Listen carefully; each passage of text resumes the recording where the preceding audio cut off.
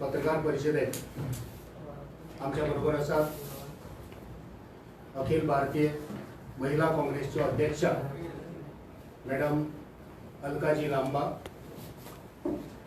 गोय प्रदेश काँग्रेस समितीचे उपाध्यक्षा डॉक्टर प्रमोद साळगावकर, गोय प्रदेश महिला काँग्रेसचे अध्यक्षा बीना शांताराम नाईक आणि AICC चे मीडिया कोऑर्डिनेटर हर्षदजी शर्मा।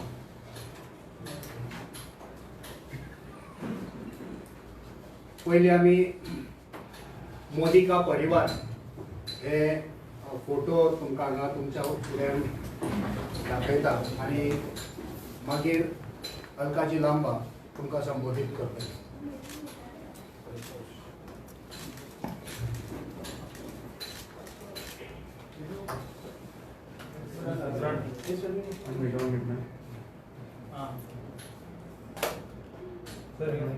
वचत थंय मोदी का परिवार ही चर्चा कर। खरो मोदी का परिवार कोण हे तुमच्या फुड्यान ह्या फोटोवान आसा। मोदी का परिवार त्याचे चारित्र्य, त्यांचे बॅकग्राऊंड कितें आणि ते कोण खऱ्या अर्थान मोदी परिवार ते आयज तुमका आमची मॅडम या पत्रकार परिषदेच्या माध्यमांतल्यान सांगतली आणि त्याच बरोबर इतर विषय तुमच्या मुखार मांडटली।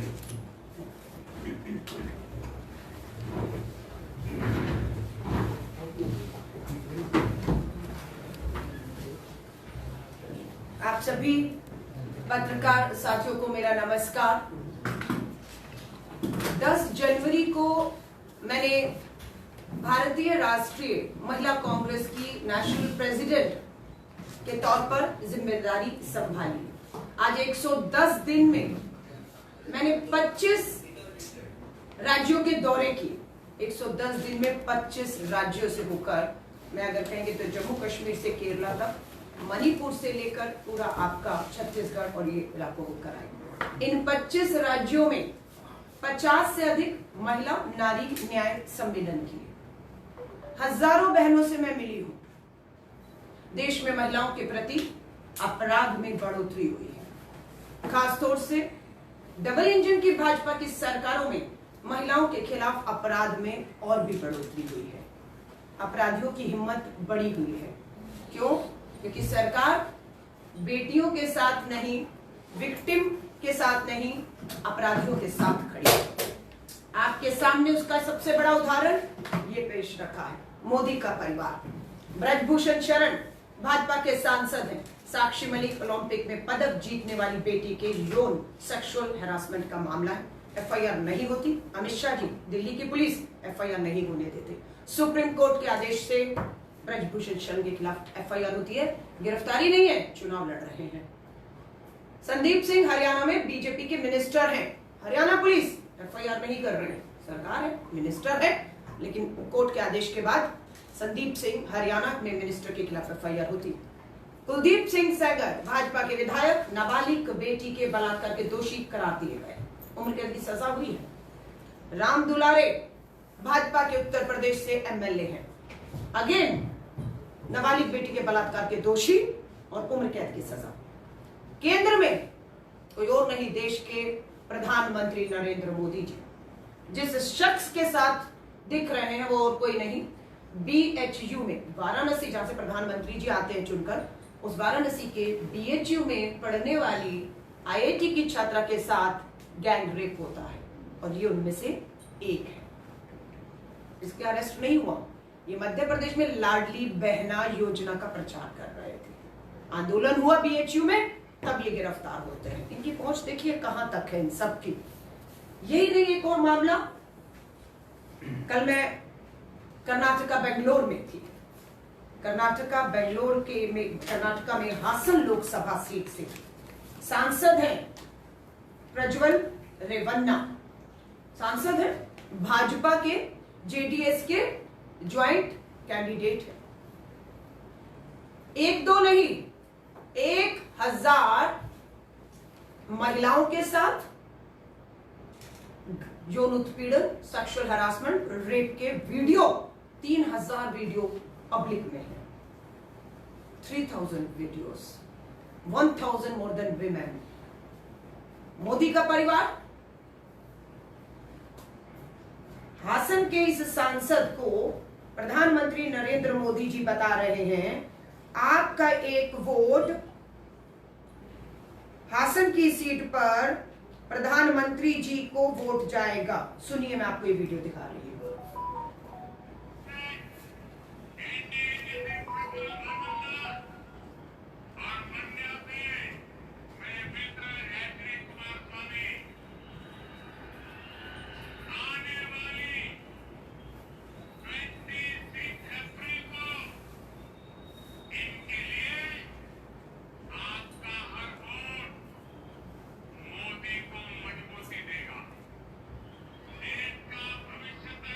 देश का भविष्य तय करेगा।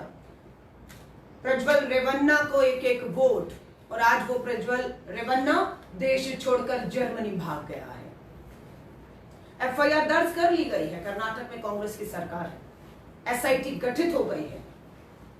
हमने कल वहां पर, मैं बेंगलोर में थी, महिला कांग्रेस सड़कों पर उतरी, प्रेस वार्ता की, मैंने आंदोलन किया, और इसका नतीजा ये हुआ कि भारी दबाव के कारण जेडीएस को आज इन्हें पार्टी से निकालना पड़ा। पर देश के प्रधानमंत्री नरेंद्र मोदी जी, अमित शाह जी, नड्डा जी, क्या मजबूरी है, क्लीन चिट दे रहे हैं। एसआईटी की जांच के बिना बता रहे हैं वीडियो फेक।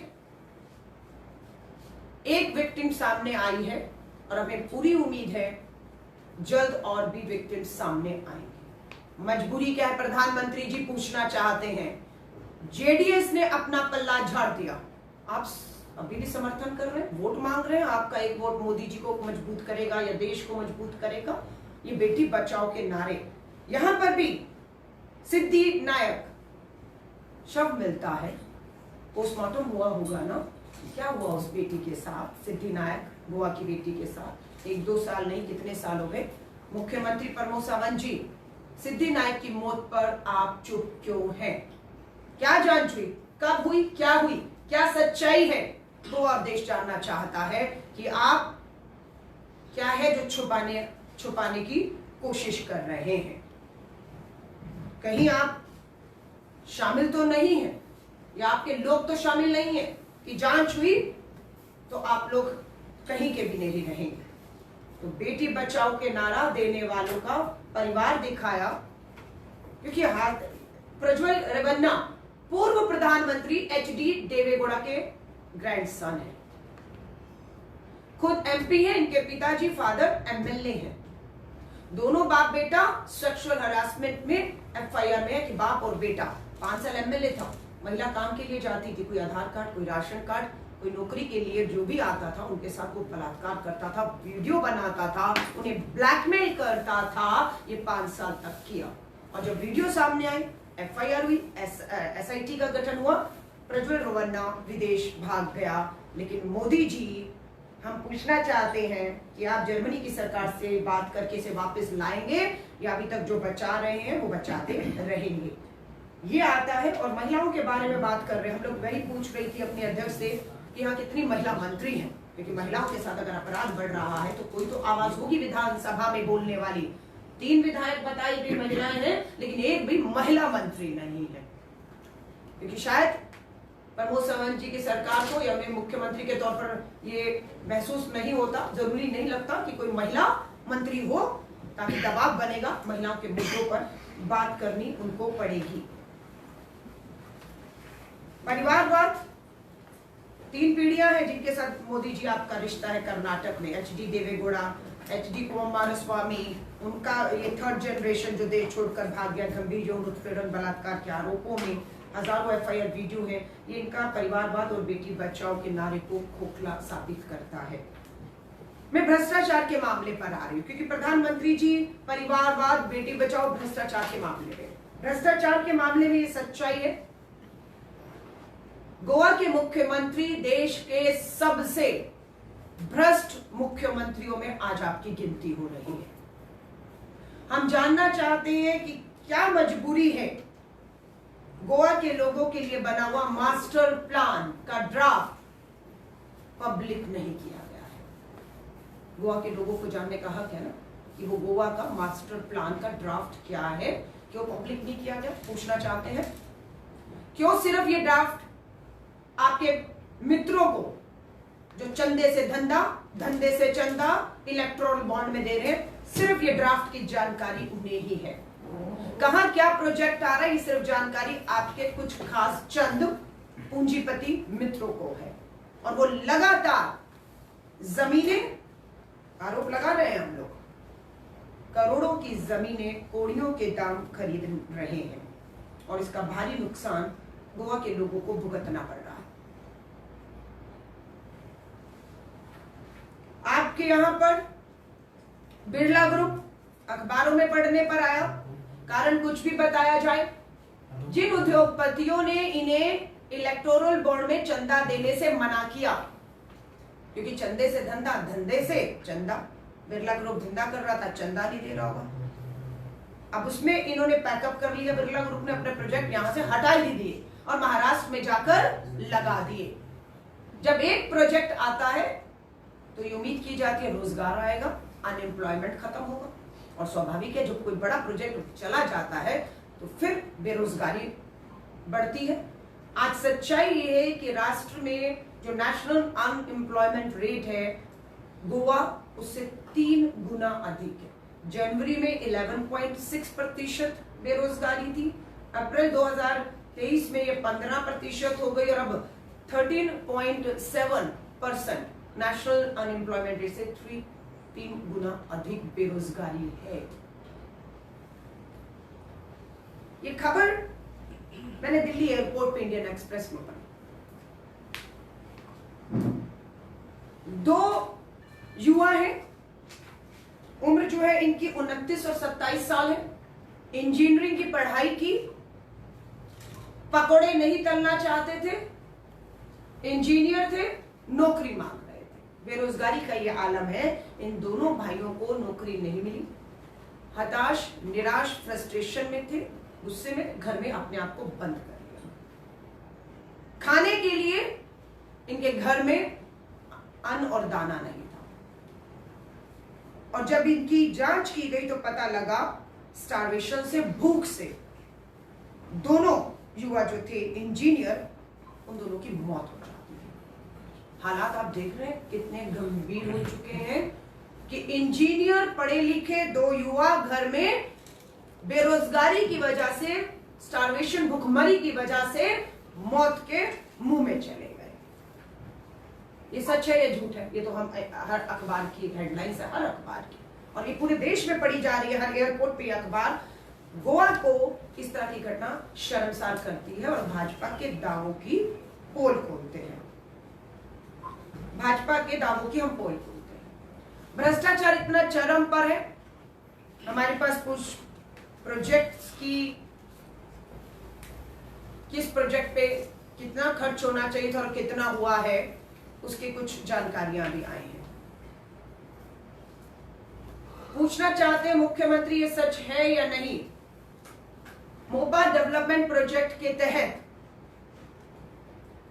या आपके जो दूसरे प्रोजेक्ट के तहत जो सड़क का निर्माण, नेशनल हाईवेज का है, 11 करोड़ रुपए में अगर देश में 1 किलोमीटर सड़क बन रही है, तो आपके गोवा के अंदर 1 किलोमीटर रोड बनाने का 25 करोड़ रुपया, 1 किलोमीटर रोड का गोवा के अंदर 25 करोड़ रुपया आप दे रहे हैं या नहीं, हम आपसे सवाल कर रहे हैं। मुख्यमंत्री जी जवाब दीजिए, हाँ या ना। आप गोवा का मास्टर प्लान का ड्राफ्ट गुप्त रखते हैं, पब्लिक नहीं करते हैं, प्रोजेक्ट कब किसको दे रहे हैं। आप 1 किलोमीटर रोड का 25 करोड़ रुपया पे कर रहे हैं। आपका स्मार्ट सिटी, मैं पूरे देश में 25 राज्यों में गई और स्मार्ट सिटी ढूंढ रही थी, प्रधानमंत्री जी की 100 स्मार्ट सिटी कहाँ है, मुझे कहीं कोई स्मार्ट सिटी देखने को नहीं मिली। आज गोवा में आई हूं, पता लगा यहाँ पर स्मार्ट सिटी के नाम पर निर्माण के ऊपर करोड़ों रुपया मात्र भ्रष्टाचार में गया है मोदी जी आपके इन 10 साल के और यहाँ पर भाजपा की डबल इंजन की सरकार में। आज हम उसका फील्ड विजिट करने जा रहे हैं, स्मार्ट सिटी को।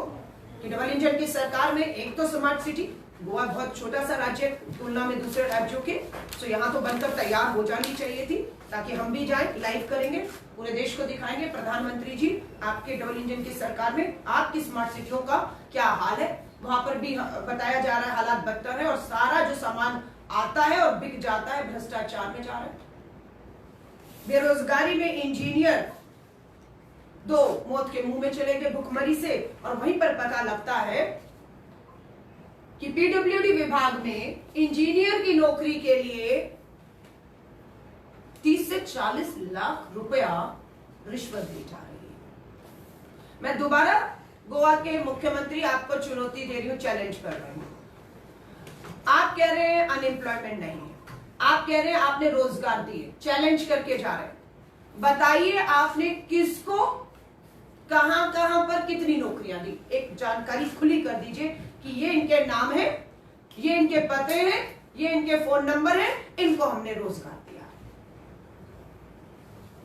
पहली बात, रोजगार गोवा में नहीं मिला, बेरोजगारी है।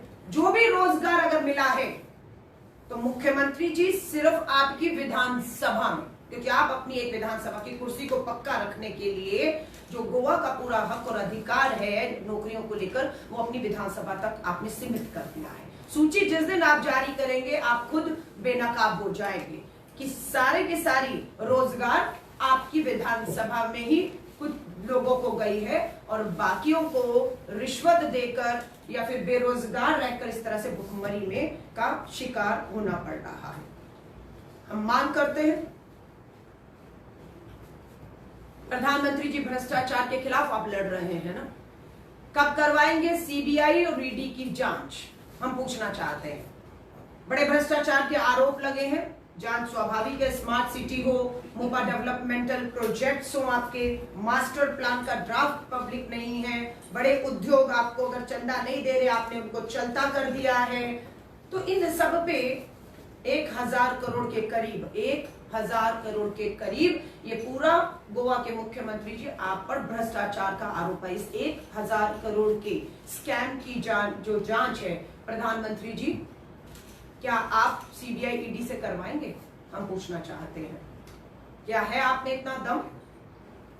प्रधानमंत्री जी, हमें मालूम है गोवा से आपको खूब चंदा इलेक्टोरल बॉन्ड के माध्यम से कहें और या वैसे भी मिल रहा है, इसीलिए हमें उम्मीद नहीं लगती कि आप अपने ही मुख्यमंत्री गोवा के ऊपर किसी भी तरह की कोई कार्रवाई करेंगे या आवाज उठाएंगे। महंगाई हो, भ्रष्टाचार हो, बेरोजगारी हो, सब मोर्चों पर भाजपा की या महिला सुरक्षा की मैंने उदाहरण दिए हैं, पूरी तरह से भाजपा सरकार यहां फेल साबित हो रही है। दूसरी ओर हमारा 5 न्याय 25 गारंटी लेकर हम पेश में हैं। एक तरफ राहुल गांधी जी की 10,000 किलोमीटर की भारत जोड़ो यात्रा और भारत जोड़ो न्याय यात्रा है, 10,000 किलोमीटर की। इस 10,000 किलोमीटर की यात्रा में राहुल गांधी जी को देश का बेरोजगार युवा मिला, महंगाई की मार झेल रही महिलाएं मिली, किसान मिला, श्रमिक मजदूर मिला, सेना का जवान मिला, सब मिला, और तब हमारा न्याय पत्र 10,000 किलोमीटर की यात्रा में न्याय पत्र बनता है। और भाजपा का जुमला पत्र बीच चुनाव में राजनाथ सिंह जी चेयरमैन 10 दिन के अंदर बंद कमरे में जुमला पत्र दिया। अपने जुमला पत्र का पता नहीं, हमारे न्याय पत्र पर प्रधानमंत्री जी आप आक्रमण करते हैं, झूठ बोलते हैं कि मुस्लिम लीग की बात है, हिंदू मुस्लिम की बात है, बहनों को मंगल सूत्र को बड़ी बड़ी जनसभाओं में 10 साल से आप प्रधानमंत्री हैं, पूर्ण बहुमत की सरकार, डबल इंजन की सरकार है, और आप बेरोजगारी, महंगाई, किसान पर ना कुछ बोलकर नाम लेकर कहते हैं, अल्पसंख्यक मुस्लिम समुदाय का नाम लेकर प्रधानमंत्री जी आप क्या हासिल कर लेंगे कि ये मुसलमान है और देश का मुसलमान उनके लिए घुसपैठिया है और हमारी हिंदू बहनों के मंगलसूत्र को खतरा बता रहे हैं। अभी इससे पहले हमने एक बहुत बड़ा नारी न्याय सम्मेलन किया, कम से कम नहीं तो 500 बहनें वहां पर थी, हिंदू भी थी, मुस्लिम भी थी। आप मेरा वीडियो देखिएगा, जिस बहन के गले में मंगलसूत्र था उसे भी खड़ा किया, और जो मुस्लिम बहन थी उसे भी खड़ा किया। कोई किसी में आपस का इस तरह से भेदभाव नहीं है, डर नहीं है। लेकिन प्रधानमंत्री जी, आप डर पैदा कर रहे हैं, माहौल आप खराब कर रहे हैं धर्म के नाम पर वोट मांगकर। हम आपसे हाथ जोड़कर अपील करते हैं, आप सत्ता और कुर्सी तो बचा लेंगे, लेकिन इस देश का क्या होगा?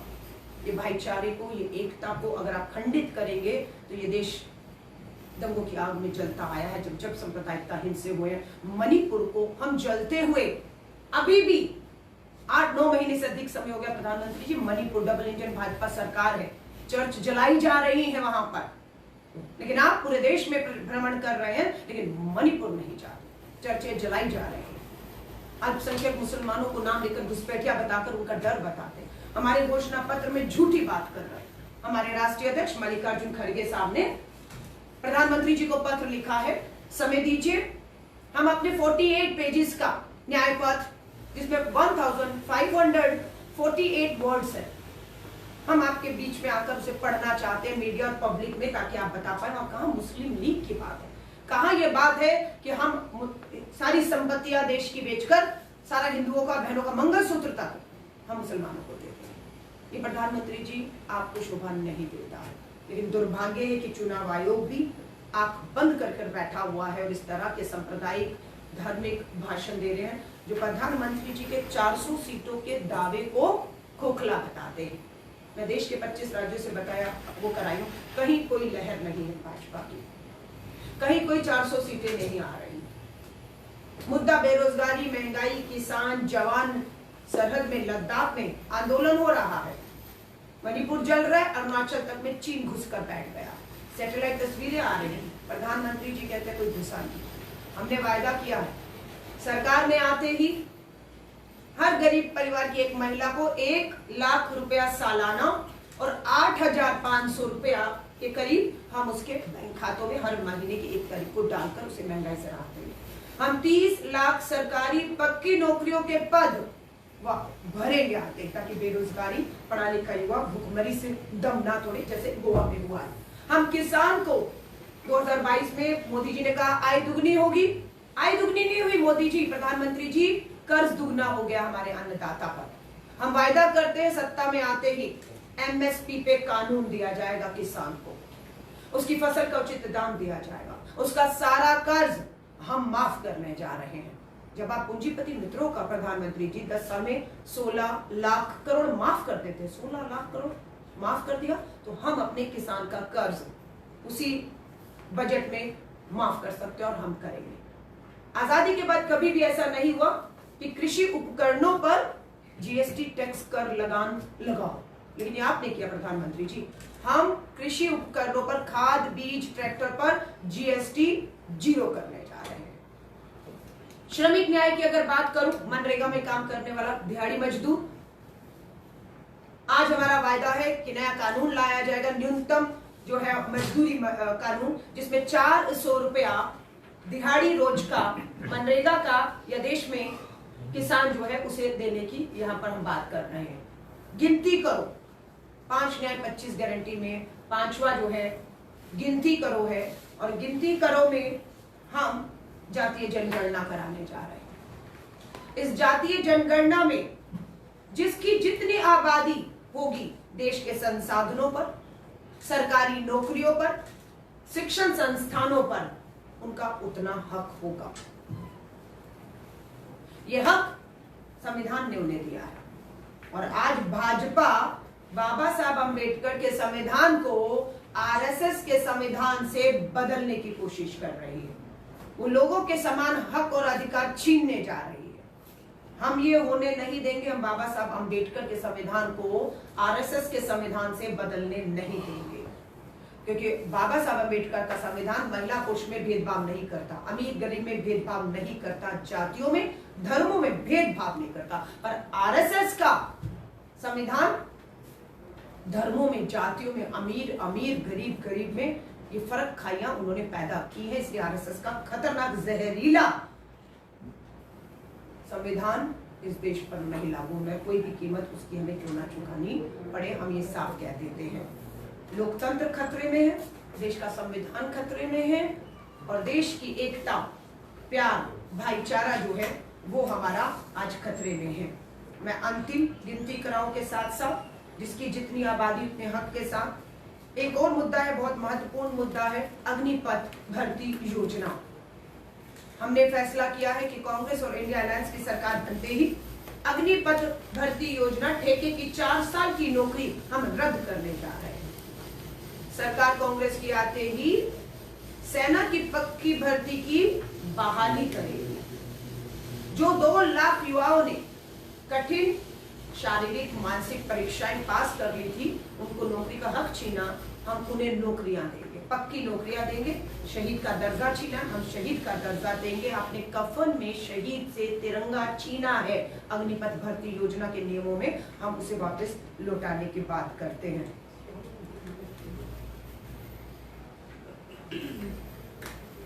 इसी के साथ साथ मैं फिर कह रही हूँ, 5 न्याय 25 गारंटी और हमारा 48 पेजेस का न्याय पत्र, और ये सच है आज देश में। मैं यहाँ पर बैठकर बात नहीं कर रही हूँ, यहाँ से सीधा असम गुवाहाटी के लिए 3रे चरण के चुनाव के लिए जा रही हूँ। पूरे देश में ये तय हो चुका है कि भाजपा 400 सीटें नहीं 200 सीटों से नीचे सिमट के खत्म होने वाली और इंडिया अलायंस की सरकार बनने जा रही है। हमने ये भी इसमें कहा है कि एंटी डिफेक्शन लॉ को इस सरकार ने कमजोर किया है। वो कानून हम लाए थे, लेकिन इस सरकार ने उसे कमजोर किया। लोकतांत्रिक चुनी हुई सरकारों को गिराया, विधायकों को पार्टी में शामिल किया। एंटी डिफेक्शन लॉ कहता था सदस्यता रद्द होनी चाहिए, दोबारा चुनाव होने चाहिए। पर गोवा सबसे बड़ा उदाहरण है। कानून की, संविधान की धज्जियां, लोकतंत्र की धज्जियां उड़ाई जा रही है। यहाँ पर विधायक एक चुनाव चिन्ह पर जीता, सरकार दूसरे के बैठा है। एंटी डिफेक्शन लॉ कमजोर कर दिया गया है। जनता के बीच में दोबारा जाना चाहिए था, धोखा जनता के साथ किया, उसके एक वोट से किया। हम आते ही एंटी डिफेक्शन लॉ को और मजबूत बनाने जा रहे हैं कि जैसे ही किसी सदस्य ने पार्टी छोड़ी, उसी समय उसकी सदस्यता रद्द मानी जाएगी। प्रधानमंत्री नरेंद्र मोदी जी, आप इसके खिलाफ क्यों हैं? हम पूछना चाहते हैं, आप क्यों इसके खिलाफ हैं? इसका समर्थन तो आपको करना चाहिए, हाँ, एंटी डिफेक्शन लॉ मजबूत होना चाहिए, लेकिन दुख की बात यह है कि इसे कमजोर बनाने की, लोकतंत्र, संविधान, कानूनों को कमजोर बनाने की जो कोशिश है वो किसी और से नहीं, सर्वोच्च पद पर बैठे देश के प्रधानमंत्री द्वारा ही खुद की जा रही है।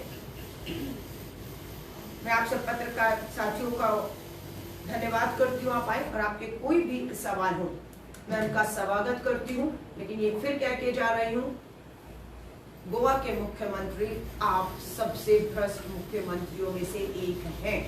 हम भ्रष्टाचार के खिलाफ गोवा के लोगों के हक अधिकार की लड़ाई छोड़ेंगे नहीं। हम आंदोलन करते आए हैं, आंदोलन करते आएंगे। हम फिर मांग करते हैं सीबीआई ईडी की जांच प्रधानमंत्री जी करवाइए, वरना 24 में सत्ता आ रही है हमारे हाथ में। देश हमें बहुमत देगा और इसकी जांच हम कराकर आपके एक भ्रष्ट मंत्री को जेल की सलाखों के पीछे भेजेंगे, ये हम बताकर जा रहे हैं। एक तरफ आप बीजेपी के ऊपर भ्रष्टाचार का आरोप कर रहे हैं, दूसरी तरफ पीएम जो है वो इलेक्ट्रल बॉन्ड को समर्थन दे रहे हैं। यही हम पूछना चाहते हैं कि प्रधानमंत्री जी, इलेक्टोरल बॉन्ड को आप लेकर आए, हमने विरोध किया, विरोध को सुना नहीं गया। क्यों? क्योंकि आपके पास संख्या बहुमत था, तानाशाह हो गया पास। अब उसके बाद आपने उसको सीक्रेट रखा, गुप्त रखा। जानने का हक क्या? आरटीआई सूचना का अधिकार जानने का हक था जनता को कि राजनीतिक दलों को कौन पैसा चंदा दे रहा है, किस लिए दे रहा है, कितना दे रहा है और बदले में उसको फायदा क्या हो रहा है। आपने उसे गुप्त रखा। सुप्रीम कोर्ट में लोकतंत्र की इस लड़ाई को हम सब association for democratic rights ADR लड़ा और हम लोग उस लड़ाई को जीतने में कामयाब हुए। और इलेक्टोरल बॉन्ड जिसको एसबीआई जानकारी देने के लिए 30 जून का समय मांग रहा था, क्योंकि चुनाव खत्म हो जाते, क्योंकि एसबीआई सरकार के अधीन है। सरकार ने कहा नहीं खुलासा होगा, एसबीआई ने कोर्ट को लिख कर दिया, कोर्ट ने माना नहीं और बोला नहीं अभी बताओ। और देश के सामने पोल खुल गई कि कैसे कैसे उन्होंने बीफ कंपनियां, गाय के नाम पर वोट मांगते हैं प्रधानमंत्री जी, आप भाजपा आरएसएस, गाय के नाम पर, गाय को माता कहते हैं। और पता लगता है इलेक्टोरल बॉन्ड में 200 करोड़ 200 करोड़ से अधिक आपने, जहां पर गाय काटी जाती है उनसे लिया है पैसा। आपने कोरोना काल में जो हमारी दवाइयां बनाने वाली, जिनसे लोगों की मौत हुई, जो दवाइयां सही नहीं थी, उन दवाइयों कंपनियों से आपने चंदे लिए हैं। तो भाजपा पूरी तरह से इलेक्ट्रोल बॉन्ड में कि चंदे से धंधा, धंधे से चंदा। अगर आप नहीं देंगे तो ईडी सीबीआई भेज के, छोटे छोटे उद्योगपतियों के यहाँ ईडी सीबीआई भेजी, सबसे चंदा लिया और सबके केस खत्म कर दिए गए। आज 2 इलेक्टेड मुख्यमंत्री आपके दिल्ली के और झारखंड के बीच चुनाव में चुनी हुई सरकारों के चुने हुए मुख्यमंत्री इस समय जेल में भी है, प्रचार में नहीं है। ये तानाशाही नहीं तो क्या है? कांग्रेस के खातों को इनकम टैक्स की रेड में या उसमें इनकम टैक्स के उसमें जो है वो सीज कर दिया गया, करोड़ों रुपया फाइन के नाम से निकाल लिया गया। राहुल गांधी जी के एसपीजी सुरक्षा छीनी, सरकारी आवाज छीना, सांसद सदस्यता उनकी छीनी, उन्हें जेल भेजने की तैयारी थी कि लोकतंत्र की आवाज। और पहली बार हुआ कि देश में 150 सांसदों को पार्लियामेंट से सस्पेंड कर दिया गया हो और कानून पास कर दिए गए हो। तो ये देश लोकतंत्र बचाने की लड़ाई, संविधान बचाने की लड़ाई लड़ रहा है। और मैं आप मीडिया साथियों के माध्यम से गोवा के लोगों से हाथ जोड़कर अपील करूं, 7 मई को गोवा की दोनों सीटों पर चुनाव होने जा रहा है। 7 मई को आपका वोट गोवा के साथ साथ देश के भविष्य के लिए होगा। आपका वोट देश के लोकतंत्र को बचाने के लिए होगा। आपका वोट देश के संविधान कॉन्स्टिट्यूशन को बचाने के लिए होगा। आपका वोट इस देश की जो धार्मिक, हमारी जो आपस में प्यार, भाईचारा, एकता है, उसे बनाए रखने के लिए होगा। तो मैं ये अपील गोवा के एक लोगों से करना चाहती हूँ। अभी और एक बोला कि लास्ट में हमने बोला कि एंटी डिफेक्शन जो लॉ है, ज्यादा नुकसान कांग्रेस को ही हुआ है, क्योंकि ज्यादातर इससे पहले वो आपको स्ट्रॉन्ग करना चाहिए था। देखिए, हम जब सरकार में आए तो हम लेकर आए एंटी डिफेक्शन लॉ। हमें नहीं मानता भाजपा और आरएसएस को इतना बहुमत के बाद वो तानाशाह हो जाएंगे। हमें लगा था बहुमत मिला, विश्वास मिला लोगों का, तो ज्यादा डेमोक्रेटिक होंगे, पर वो डिक्टेटरशिप की भूमिका में आ गए। अब हमें महसूस हुआ है नुकसान हमें नहीं हुआ। नुकसान अगर कर्नाटका की सरकार गिराई गई, महाराष्ट्र की सरकार गिराई गई, मध्य प्रदेश की सरकार गिराई गई, हिमाचल की सरकार अभी गिराने की कोशिश है, झारखंड की, अगर सरकारें गिरती है तो कांग्रेस का नुकसान नहीं है। ये लोकतंत्र, डेमोक्रेसी में लोगों की चुनी हुई सरकारों को कमजोर करके देश को कमजोर करने का सवाल है। इसलिए हम इस एंटी डिफेक्शन लॉ को और मजबूत बनाने की जो है यहाँ पर बात कर रहे हैं। मैडम, एंटी डिफेक्शन लॉ जो मजबूत बनाने की आप बात कर रहे हैं, अगर 2/3 मेजोरिटी से गए तो क्या, कैसे आप इसको? देखिए, आप भविष्य की बात कर रहे हैं, ऐसा होगा क्या? अभी हम लोग चुनाव में 3rd फेज का वोट होगा, उसके बाद 7th फेज तक हमें जाना है। हमारा इंडिया अलायंस का हमें मालूम है सरकार बनेगा, हम लोग मिलकर बैठेंगे। अभी हमारा एक न्याय पत्र है, हमारे दूसरे एलाइज अपना कुछ उनका गारंटी है। फिर जब हम लोग एक मंच पर आएंगे, बैठेंगे, बात करेंगे, और आप जो बात कर रहे हैं, स्वाभाविक ऐसे बहुत से सवाल है जिसके जवाब चुनाव के बाद जो चुनकर आई पार्टियां और सदस्य होंगे वो स्वाभाविक है, उसके ऊपर जरूर सोचेंगे और बात करेंगे। कर्नाटका में कांग्रेस की गवर्नमेंट है, वहाँ पे नेहा हिरेमठ की मर्डर हुई है, क्या कहना चाहते हैं उसके ऊपर? देखिए, नेहा के साथ जो कुछ भी हुआ, कौन गया उनके घर में? जेपी नड्डा जी, भाजपा के राष्ट्रीय अध्यक्ष, देश के प्रधानमंत्री ने चुनावी जनसभा में नेहा का नाम लिया, और नेहा को न्याय मिलेगा क्योंकि हमारी सरकार है, हमारी सरकार है, न्याय मिलेगा। राजनीतिकरण करने के लिए जेपी नड्डा जी नेहा के घर पहुंचे, पर प्रज्वल रेवन्ना के ऊपर 1000 बेटियों के घर, जेपी नड्डा जी कब जाएंगे पूछिए? 1000 बेटियों को भी न्याय मिले नेहा की तरह, उनकी आवाज जेपी नड्डा जी, प्रधानमंत्री जी कौन से मंच से उठाएंगे? आप एक की बात कर रहे हैं न्याय देने की, हम उस एक के साथ साथ 1000 की बात कर रहे हैं। प्रणब रेवन्ना महिला सुरक्षा की बात की है, और आपने अभी बोला कि गोवा में महिलाओं का आवाज बढ़ाने के लिए विधेयक जो है उनको मंत्री पद नहीं बनाया। अभी इलेक्शन में चांस था, अभी साउथ में बीजेपी ने महिला कैंडिडेट दिए, कांग्रेस में महिला इंटरेस्टेड थी, लेकिन कांग्रेस ने क्यों नहीं दी? देखिए, बिल्कुल आपने कहा महिला इंटरेस्टेड थी, लेकिन सीटें मात्र 2 हैं, और उसके बाद जो फैसला लिया गया है, आप सिर्फ ये विधानसभा का चुनाव होता, असेंबली विद इन गोवा, तो मैं आपसे सहमत होती, लेकिन कि इतनी 40 विधानसभा की सीटें महिलाएं नहीं दी। ये देश का चुनाव, तो आपको एक बड़ी तस्वीर देखनी होगी कि किस पार्टी ने 543 में कितनी महिलाओं को टिकट दिया। और मैं आपको फिर कह रही हूँ, अगर महिला आरक्षण पास हो गया होता, जो हो गया, लागू होता, तो ये सच था या नहीं कि इस चुनाव में 2024 में 180 हमारी 180 बहनें चुनाव लड़ती, जीतती और इसी 24 में 180 बहनें संसद पहुंचती। इसने उनको संसद में जाने से रोका प्रधानमंत्री जी। असेंबली में भी विक्टोरिया फर्नांडिस एक ही आपकी संसद की एमएलए थी और उनकी मांग थी कि उनको मंत्री पद दिया जाए, पर उन्होंने कांग्रेस ने नहीं दिया। उसके बारे में आप क्या कहेंगे? मैं आपसे फिर कह रही हूँ, आपका ये कहना है कि हमने नहीं दिया, मान लीजिए हमारा तो पास हो गया, आप प्रेजेंट में ये कह रहे हैं कि भाजपा ने अगर नहीं दे रही है तो ठीक है, हमें आवाज नहीं उठानी चाहिए, है ना। अब जो पास था वो पास था, पास में बहुत चीजें अच्छी हुई, बहुत चीजें करनी थी, नहीं हुई, आई एग्री, महिला मंत्री होनी चाहिए थी। लेकिन आज जिसकी सरकार है उसको बचाने के लिए आप प्रधानमंत्री वही तो कर रहे हैं। सवाल जवाब हिसाब किसको देना है? 10 साल जो प्रधानमंत्री हो से या कांग्रेस को देना है? माधई का इशू, आज की बात कर रही हूँ, आप कल की बात। माधई का इशू आप कैसे करेंगे? माधई का इशू आप कैसे सॉल्व करेंगे? माधई रिवर कर्नाटक में कांग्रेस का गवर्नमेंट है। मैं फिर आपसे कह रही हूँ, कर्नाटक में हमारी सरकार है, देश में भाजपा की सरकार है, गोवा में भाजपा की सरकार है। पहल करे केंद्र सरकार, लाए भाजपा को, गोवा को मंच पर, 2:1 है ना। लेकिन पहले क्या था? केंद्र में भाजपा, जब तीनों जगह वो थे, मामले को सुलझा सकते थे, सॉल्यूशन निकाल सकते थे, तब उन्होंने नहीं किया। आपका आप समझ रहे हैं? आप भी वही नहीं चाहते। मैम ये पास हो गया, ये पास हो गया। अभी आपका मैम ये पास हो गया। फ्यूचर में कांग्रेस महोदय के लिए स्टेप उठाएंगी क्या कर्नाटक के साथ? देखिए, आप एक्साइटेड मत होइए ना, फिर कोई खत्म करेंगे ये पीसी को। उन्होंने सवाल किया, मैंने उसका जवाब दे दिया। अब आप फिर एक सेकंड, फिर वही बीच में काट रहे हैं, सवाल दे दिया ना, जवाब ले लीजिए। नहीं, इसको पता है क्या, बहुत लोग नहीं चला जाएगा। हम राष्ट्र का चुनाव लड़ रहे हैं, मुद्दे का जवाब मैं दे चुकी हूँ। प्रधानमंत्री जी पहल कर दीजिए।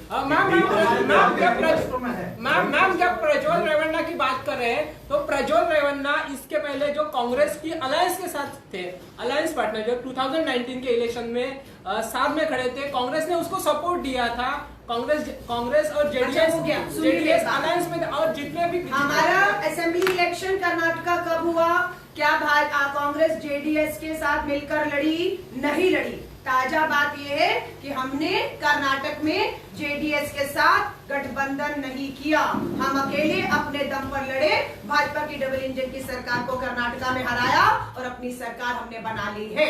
जेडीएस के साथ किसी का अलायंस हुआ है तो वो भाजपा का हुआ है, क्योंकि मैं पहले ही पता था तेलंगाना में बीआरएस, कर्नाटका में आपका जो है जेडीएस, ये भाजपा की बी टीम में है।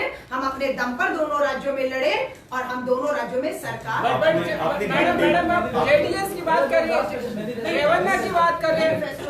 मैम आप ही सारे सवाल करेंगे। रेवन्ना सारे सवाल रेवन्ना के लिए कांग्रेस का भी महत्वपूर्ण अनुशासन बनाकर रखिए। और भी पत्रकार साथी एक सवाल नहीं किया इन्होंने। डिक्टेटरशिप बद्दल उलयले तर डिक्टेटरशिप बद्दल एक प्रश्न असा की इंदिरा गांधी 75 सर 100 साल 125 साल पे बात जाएंगे। आज आप डिक्टेटरशिप के बारे में बोल रहे हैं, तो इंदिरा गांधी ने इमरजेंसी लागू में 50 साल 70 साल 80 साल, आज की बात क्यों नहीं? इंदिरा गांधी ने बचकर निकलने नहीं देंगे। डिक्टेटरशिप लागू की है ना। जातीय जात पात के राजकारण करते मोदी के ऐसा आपने मैनिफेस्टो में बोला है कि गिनती करो, जातीय जनगणना। हाँ, जातीय जनगणना, ये जातीय पॉलिटिक्स नहीं होगी। नहीं, कैसे होगी? ये आबादी किसकी है इस देश में? भाजपा कहती है हिंदू राष्ट्र, स्वाभाविक है, मैं हिंदू हूँ, मेरी आबादी ज्यादा है, हिंदू राष्ट्र है। जातीय जनगणना जब होगी तो किसकी आबादी ज्यादा होगी? हिंदुओं की भी होगी। और हम भी तो यही कह रहे हैं, जातीय जनगणना कराइए, जिसकी जितनी आबादी होगी, देश के संसाधनों पर, सरकारी नौकरियों पर, संपत्तियों पर उसका उतना हक होगा। इसमें डरने की क्या बात है? प्रधानमंत्री जी तानाशाह कहता है कि अपने घोषणा पत्र में 1 नेशन 1 इलेक्शन, ये तानाशाही है। इस देश में 1 नेशन 1 इलेक्शन भाजपा के घोषणा पत्र में जो है वो नहीं हो सकता। कांग्रेस कम्युनल पार्टी है। बहुत बहुत धन्यवाद। राहुल गांधी जी सभा लावपाची एक प्रेस कॉन्फरन्स जाल्या उपरांत आमी ठरल्या प्रमाणे तुमकां इंटिमेशन धाडलेले आमी स्मार्ट सिटीचे आइए हम लोग स्मार्ट सिटी दिखाएं आपको। आमी स्मार्ट सिटी वयता आपको